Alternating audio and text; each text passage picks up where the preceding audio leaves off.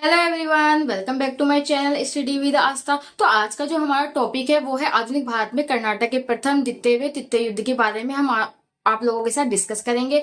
तो चलिए फिर बिना देरी के साथ स्टार्ट करते हैं आज की वीडियो। तो जैसे कि मैंने आप लोगों को बताया था पिछली वीडियो में कि कैसे भारत में यूनानी कंपनियों का आगमन हुआ, किन किन परिस्थितियों में ये जो यूनानी कंपनियां थी भारत में आई, इन्होंने अपना वर्चस्व स्थापित किया। तो ये जो कंपनियां थी हमारी कौन कौन सी थी? तो पहले आए थे पुर्तगाली, फिर आपके आए थे डच, फिर आपके आए थे ब्रिटिश, फिर फ्रांसीसी, फिर आपके डेनिश और फिर आपके स्वीडिश। तो ये जो कंपनियां थी इनका क्या था, एक तरीके का मतलब क्या था कि भारत में एक तरीके से वर्चस्व स्थापित करना, ज्यादा से ज्यादा अपना एक तरीके से विस्तार करना था। तो ये जो डेनिश और स्वीडिश थी, ये जो डेनिश और स्वीडिश थी, ये क्या थी? सबसे छोटी कंपनियां थी। क्या थी? एक तरीके से सबसे छोटी कंपनी थी। इनका कोई भी मतलब ज्यादा अस्तित्व नहीं था। लेकिन ये जो पुर्तगाली, डच और ब्रिटिश और फ्रांसीसी थी, इनका क्या था? एक तरीके से इन जो कंपनियों में क्या चल रहा था? ट्रेड वॉर चल रहा था इन कंपनियों में। तो क्या था, जो पुर्तगाली थे, तो इसमें जो ब्रिटिश के राजा थे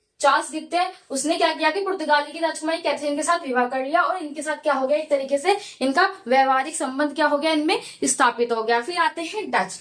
डचों में क्या हुआ था, जो त्रावणकोर के राजा थे,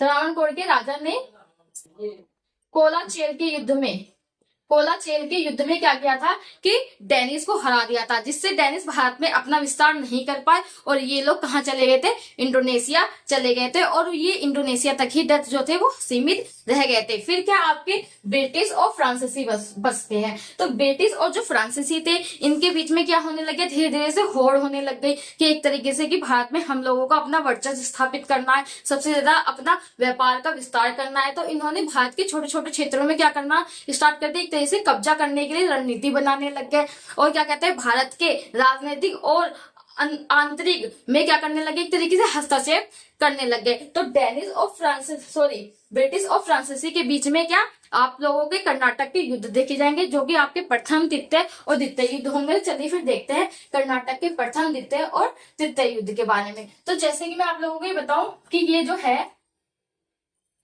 ये हमारा क्या है, एक तरीके से भारत है और यहाँ पे आपका क्या होता है, एक तरीके से ये क्या होता है, कर्नाटक।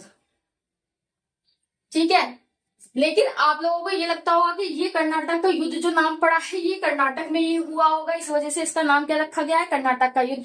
बट ऐसा नहीं है। आपका जो यहां से लेकर के यहां तक का जो हिस्सा था इसको बोलते हैं कोरोमंडल तट क्षेत्र। इसी को क्या बोला गया था, एक तरीके से कार्नेटिक क्षेत्र।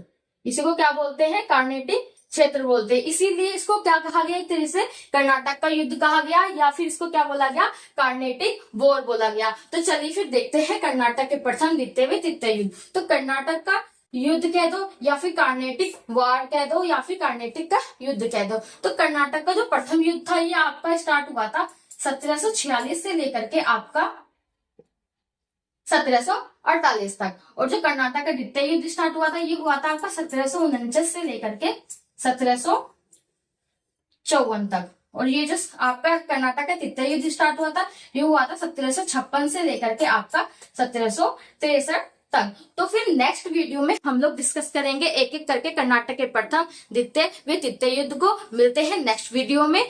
Thank you, bye bye.